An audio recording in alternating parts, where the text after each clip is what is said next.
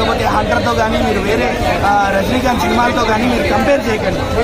ఎందుకంటే పెద్ద పెద్ద స్టార్ క్యాస్ట్ ఉన్నారు, మల్టిపుల్ ఇండస్ట్రీ నుంచి వేరు వేరు స్టార్స్ ఉన్నారు అని చెప్పి మీరు వేరే సినిమాతో మాత్రం కంపేర్ చేయకండి.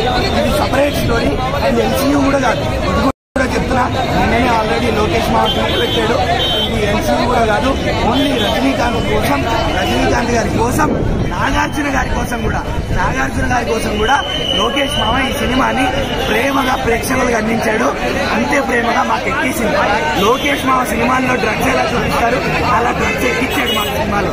ఫస్ట్ టైం ఇన్ని సినిమాల్లో లోకేష్ మామ సినిమాల్లో డ్రగ్స్ ఎక్కేసినాయి మాకు. రష్మిక సాంగ్ అయితే చాలా చాలా చాలా ప్రెస్ అన్న, ఎందుకంటే చాలా రిఫ్రెషింగ్ గా ఉండే, ఎస్పెషల్లీ యూత్ కి. పైగా అది సిచ్యువేషన్ కూడా మంచిగా సిచ్యువేషన్ కి తగ్గట్టు వచ్చింది సాంగ్ అది. నేను సినిమాలో నెగిటివ్స్ అంటూ ఏం చెప్పలేను, అంత బాగుంది సినిమా అయితే.